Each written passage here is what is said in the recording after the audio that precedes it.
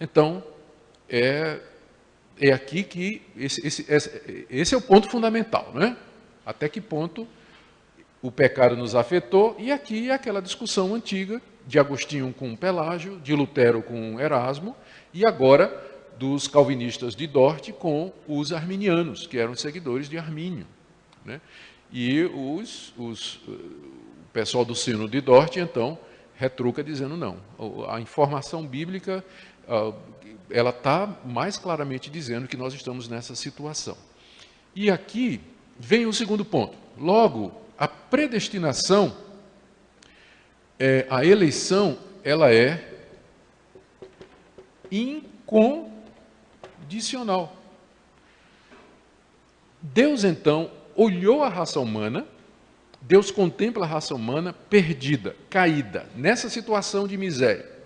E de entre a raça humana perdida, caída, escrava, Deus elege para a salvação aqueles que ele quis. E o termo incondicional foi usado para dizer que Deus, o critério que Deus usou para escolher quem ele queria salvar, não era baseado no mérito daquela pessoa, não foi baseado na fé prevista, como diria esse ponto aqui. Não foi baseado em fé prevista, não foi baseado no caráter, não foi baseado nas obras da pessoa, não foi baseado na filiação da pessoa, não foi baseado em nada. Ou seja, Deus soberanamente, livremente, por motivos que só Ele sabe, Ele elegeu quem Ele quis para a salvação. E ao fazer isso, Deus não estava cometendo injustiça nenhuma com aqueles que Ele não elegeu. Porque os que não foram eleitos, eles só estarão recebendo o justo castigo pelos seus pecados. Porque todos pecaram, carecem da glória de Deus. Deus não teria a obrigação de salvar ninguém. Se Deus deixasse a humanidade toda seguir o seu próprio caminho, e todos se perderiam, então, Deus não estaria cometendo injustiça. Porque injustiça seria você tirar o direito de alguém. Como pecadores não têm direito à vida eterna, então Deus não está tirando o direito de ninguém quando Ele resolve soberanamente escolher quem Ele quer para a salvação. Então, esse ponto aqui da eleição incondicional. Com relação à questão da presciência, os reformados disseram o seguinte: Deus só pode prever aquilo que Ele determinou. Porque fora de Deus, você está admitindo que a história acontece à parte de Deus? A história acontece porque Deus criou a história. Como é isso de que Deus viu alguma coisa que ia acontecer e que Ele não tem parte nisso? Você concebe a ideia de um universo paralelo a Deus, a Deus que surgiu da onde? Veio da onde esse universo? Essa história, ela é uma força independente? Deus só pode conhecer aquilo que Ele mesmo determinou. A história, Ele conhece o futuro porque Ele criou o futuro. Então, foi a resposta que eles deram para essa questão aqui. Logo, segue-se que o sacrifício de Cristo é o que eles chamam de sacrifício eficaz. Cristo teria morrido pelo mundo, sim, no sentido de que se o mundo inteiro tivesse sido eleito por Deus, haveria virtude e poder no sangue de Cristo para salvar a humanidade toda. Mas Cristo na cruz morreu efetivamente pelos pecados dos eleitos. Morreu por um grupo determinado, esse grupo eleito, que foi eleito por Deus antes da fundação do mundo, que foi escolhido por Deus, separado da humanidade, predestinados para a vida eterna. Cristo morreu por esses eleitos, de forma que os que se perdem, os seus pecados nunca foram pagos por Cristo. Eles vão se perder por isso, porque os pecados dele nunca foram pagos por Cristo Jesus, então eles vão assumir os seus próprios pecados. No tempo certo, graça irresistível. É o quarto ponto. No tempo certo, Deus vai chamar os eleitos de maneira irresistível. Deus chama a humanidade como um todo de bona fide, quer dizer, de boa fé. O Evangelho é pregado ao mundo todo. Cristo mandou que a gente pregasse ao mundo inteiro. No meio da pregação do Evangelho ao mundo inteiro, Deus vai fazer com que a mensagem seja eficaz e irresistível no coração daqueles que Ele escolheu. Então, num determinado momento, através dos meios que Deus soberanamente determinou, aquela pessoa vai ouvir o Evangelho, vai nascer de novo, vai se arrepender dos seus pecados e vai se voltar para Deus. Talvez aqui seja importante, eu vou apagar aqui o lado esquerdo, tá? Vou fazer aqui é a hora de fazer aqui um outro gráfico, falando de uma diferença fundamental nos dois sistemas. Eu aproveito enquanto eu estou apagando aqui, para dizer que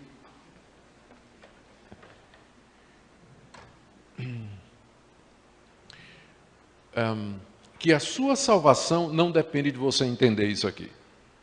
Tá certo? Porque se fosse depender da gente entender isso aqui, então eu acho que boa parte de nós estaria perdida, né? Sua salvação depende se você crê no Senhor Jesus como seu único e suficiente Salvador. Que sua esperança está somente nele, que ele morreu na cruz e que seu sangue é suficiente para perdoar os seus pecados. Se você crê nisso, isso aqui é importante, mas não é fatal com relação à sua salvação.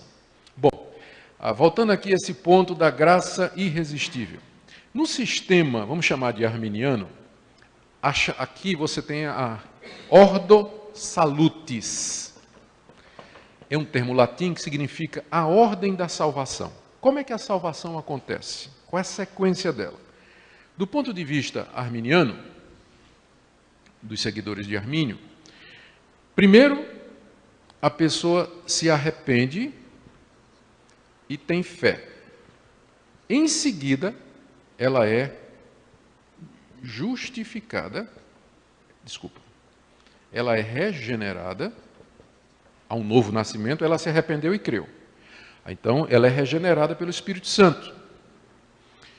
E aí, então, ela é justificada por Deus. Quer dizer, os seus pecados são perdoados, justificada, e aí vem, né? Ela é adotada por Deus na sua família, faz parte da família de Deus, recebe o Espírito Santo.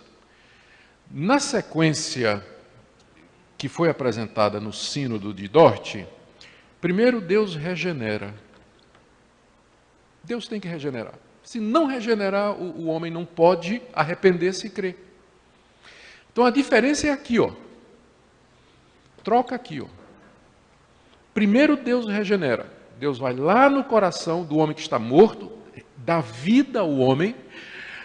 O homem então acorda e então a regeneração leva Primeira coisa que essa pessoa faz quando é regenerada é fides, já botei em latim, né? É fé em português. Ela se arrepende e crê. Mas antes de ser regenerada, ela não pode se arrepender e não pode crer, porque ela está morta. Ela não tem como. Um morto não pode se arrepender, um morto não pode crer, um morto não pode nada.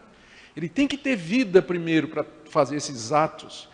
Nós que somos regenerados, a gente sabe quanto é difícil a gente se arrepender e crer, mesmo depois de crente, não é? Imagina uma pessoa que está morta, em ofensa, morta espiritualmente. Se Deus não der vida àquela pessoa, então ela não pode se arrepender. E aí então, é claro, uma vez que ela é regenerada, arrependeu-se, claro, a justificação e a adoção é o fato seguinte. Tá? Então essa seria a sequência da ordo salutis. A diferença está nos dois primeiros pontos. Então isso aqui é da maior importância, né, que nós compreendamos isso. Deixa eu dar aqui uma outra ilustração,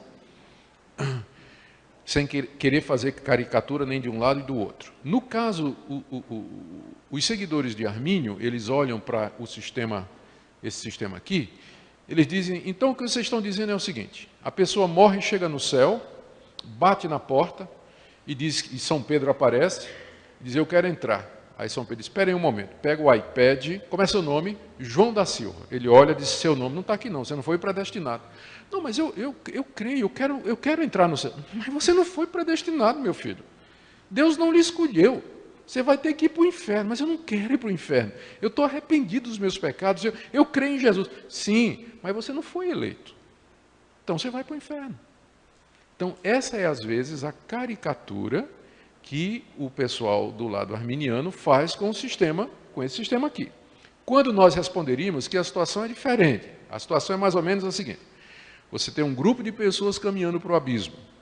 Essas pessoas estão com tampões no ouvido, estão com venda nos olhos, e elas estão andando. Elas nasceram assim.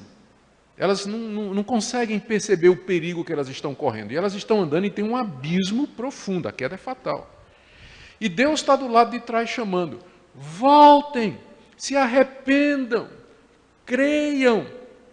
Dei o meu filho para morrer pelos pecadores, ele morreu na cruz para pagar pecados, creia que você vai ser salvo. Quantos ouvem? Quantos veem? Continua marchando. Até que Deus chega sacode, tira os tampões do ouvido, tira a venda ao cara. Né? Aí ele volta. Então, esse aqui é o quadro da humanidade caminhando para a perdição, sem condições de ouvir, de se arrepender e de crer, e Deus então é que vai atrás e sacode um, sacode outro, e como já foi dito, ele não sacode todos, porque na soberania dele ele não quis sacudir todos, mas ele vai sacudir aqueles que ele elegeu. E aí o quinto ponto seria então a perseverança final dos eleitos, ou seja, eles não vão cair da salvação, não vão cair desse estado, porque aqueles que foram eleitos por Deus, por quem Cristo morreu, e que foram regenerados pelo Espírito Santo, esses serão guardados até o final. Nada pode desfazer a ação de Deus na salvação do indivíduo. Isso não quer dizer que ele é perfeito. Ele vai tropeçar, ele vai pecar, a consciência dele vai acusar, ele pode passar por períodos difíceis, mas a semente da fé, da regeneração, da nova vida, nunca vai se extinguir do seu coração. Ele sempre vai se arrepender, vai voltar. Arrependido, quebrado, mexido, mas ele vai voltar, ele vai continuar e vai perseverar até que Deus finalmente o leve. Esse sistema aqui, então, vocês veem, ele não foi inventado por João Calvino, como algumas pessoas pensam, né? Ele recebeu o nome dos 5 pontos do calvinismo, mas, na verdade, a iniciativa foram os 5 pontos do arminianismo. Foram os arminianos que começaram, né, com a remonstrância pedindo a abolição desses 5 pontos, e os calvinistas responderam com esses 5 pontos aí, que foi o que ficou estabelecido nas igrejas reformadas. Por causa da sequência em inglês, então aqui ficou conhecido, aqui é um T, Total Deprivation, Unconditional Election, U, Limited Atonement, L, Irresistible Grace e Perseverance, Final Perseverance. Então, tulip, né? A tulipa ficou sendo a flor dos calvinistas.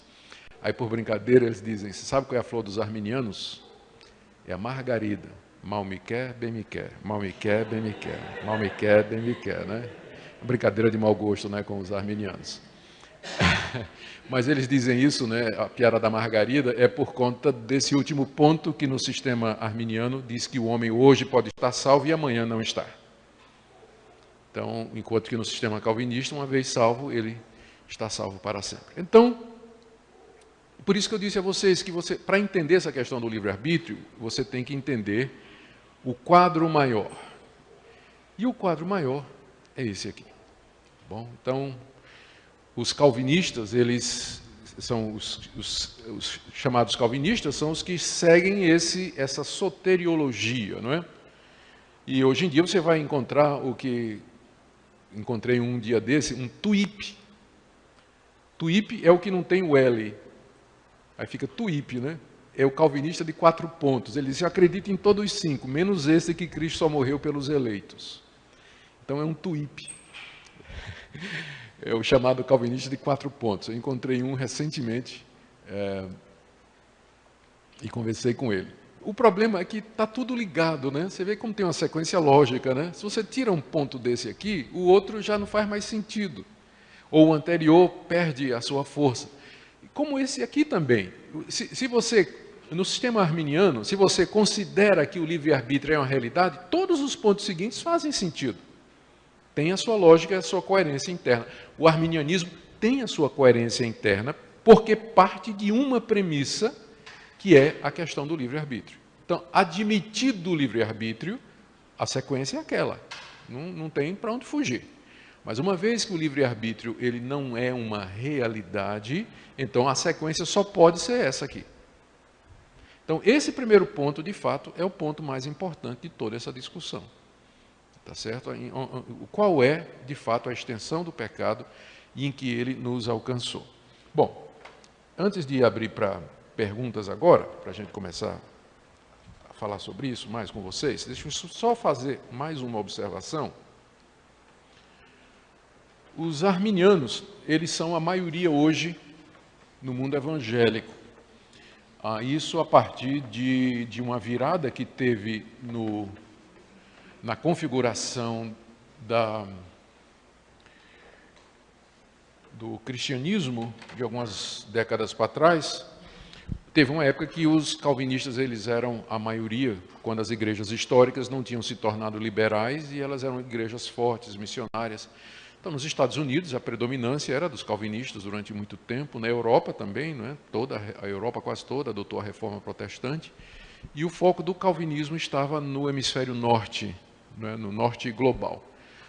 Com a chegada do pentecostalismo e das denominações pentecostais, o arminianismo deu uma ressurgida, né? Final do século passado, 1900 e pouco. Então surge o movimento pentecostal, e os pentecostais, depois de um século, eles já passaram as igrejas históricas em muito, né? Em muito. Por exemplo, no Brasil, acredita-se que 80% dos evangélicos eles são de convicção pentecostal, ou orientados para o pentecostalismo ou neopentecostalismo, o que significa que eles são arminianos. E 20% seria das igrejas históricas, e dessa quantidade eu diria que metade disso seria calvinista, né? Então, os calvinistas são um grupinho pequenininho, né? Assim, meio encardido, né? De vez em quando pegam umas brigas aí pela internet e tudo mais, o pessoal gosta de discutir isso aí.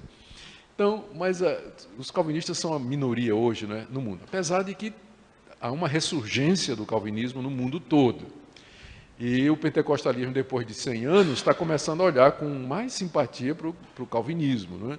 Então, você vai encontrar hoje uma mistura muito interessante de pessoas, de pentecostais, que adotam aqueles 5 pontos, mas que creem na contemporaneidade dos dons, que era um culto mais contemporâneo, com manifestações e tudo mais, né? Eu não sei onde é que isso vai dar, mas é interessante ver como, de repente, isso está acontecendo. Livre-arbítrio, então, o ponto é aqui. Eu quero só dizer mais uma coisa antes da gente passar para o debate. A palavra arbítrio, talvez a maneira mais fácil da gente entender essa discussão aqui, é usando a palavra árbitro. Todo mundo sabe o que é um árbitro, né? O árbitro é um juiz. Um juiz. Vamos pegar um árbitro de futebol, que é uma figura conhecida de todo mundo. O árbitro, para que ele faça o trabalho dele direito, ele tem que ser isento. Ele não pode gostar de um time nem do outro. Ele não pode ele precisa estar neutro quando ele está fazendo o trabalho dele, porque se ele estiver inclinado para um determinado time em vez de outro, quando houver uma bola dividida, um lance duvidoso, ele vai ser inclinado a decidir em favor do seu time de predileção. Isso é inevitável. Todos nós, quando vamos fazer uma escolha, nós antes temos motivações. Nós gostamos de determinadas coisas, preferimos outras, tivemos traumas com problemas anteriores. Então, hoje, a sua decisão nunca é livre. Hoje, você não consegue decidir nada de maneira isenta. Você sabe disso. Porque vai entrar preferência, tendência, genética, circunstâncias, experiências traumáticas, toda a sua carga familiar, toda a sua história vão contribuir para que você tome essa decisão e não aquela. Então, a rigor, não existe livre-arbítrio. Se você entender como arbítrio, a sua capacidade de escolha livre. Você é livre para escolher. Significa que não pode ter influência nem de dentro, né? Alguma coisa dentro de você levando você a tomar essa decisão, e também não pode ter nada que venha de fora. Então, esse estado ideal de escolha, ele não existe. Ele começa por aí, ele não existe. Então, e no caso do ser humano, essa sua liberdade de escolha, ela ficou mais inclinada ainda por conta da corrupção do coração, que nós já mencionamos. Eu gosto de usar aqui uma ilustração, que é de um carro que todo mundo já dirigiu, eu acho que, bom, não sei, né? Alguns de vocês aqui não têm dado nem para ter carta ainda, mas você já deve ter dirigido um carro que puxa para um lado. Você está na estrada, se você soltar a direção, o que acontece com ele? Ele não fica na linha reta, ele vai pender sempre para o mesmo lado. Não é que às vezes ele pende para um lado e às vezes pende para o outro. Ele tem um defeito, ele vai para um lado só. Então você tem que compensar o tempo todo. O ser humano é esse carro penso, a gente chama de penso lá no Nordeste, né? Ele é penso, né? Ele é inclinado para um lado, ele nunca pende para o outro, ele sempre vai para esse lado de cá.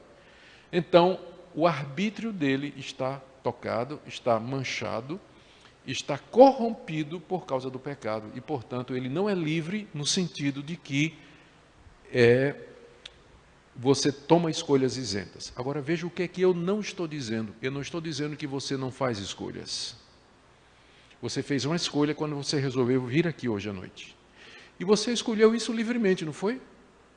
E aqui que a gente faz a diferença entre livre-arbítrio e livre agência. Isso aqui é muito importante. O ser humano é um agente, é um livre agente, quer dizer que ele faz escolhas de acordo com sua natureza. Quando você escolhe uma determinada coisa, você tomou aquela escolha porque no seu coração, na sua mente, houve um processo de análise, de avaliação, os sentimentos entraram e você tomou aquela escolha porque quis. Livremente tomou aquela escolha. Então, o pecado não tirou essa capacidade do ser humano. Ele escolhe, ele toma decisões todo dia, continua tomando, antes da queda e depois da queda. O que a gente está dizendo é que essas escolhas elas não são mais isentas da inclinação para o pecado. Mas o homem continua sendo um ser moral. Por isso que Deus o responsabiliza pelas suas ações. Então você tomou uma decisão para estar aqui hoje à noite, e foi uma escolha que você tomou. Certo? Você tomou a escolha de estar aqui hoje à noite. Quando você faz alguma coisa errada, você escolheu fazer aquela coisa errada. E Deus vai lhe responsabilizar porque você é um ser moral. Você tem livre agência. Só que seu coração sempre lhe leva para aquele lado. E daí, se Deus não agir, você sempre vai tomar escolhas que vão lhe afastar cada vez mais para longe dele, se ele não vier atrás de você. Então, em linhas gerais, esses são os grandes pontos da discussão da questão do livre-arbítrio. Muito bem, boa noite a todos. Muito bem-vindos. Queremos cumprimentar também o pessoal que está nos assistindo pela internet, está sendo transmitido.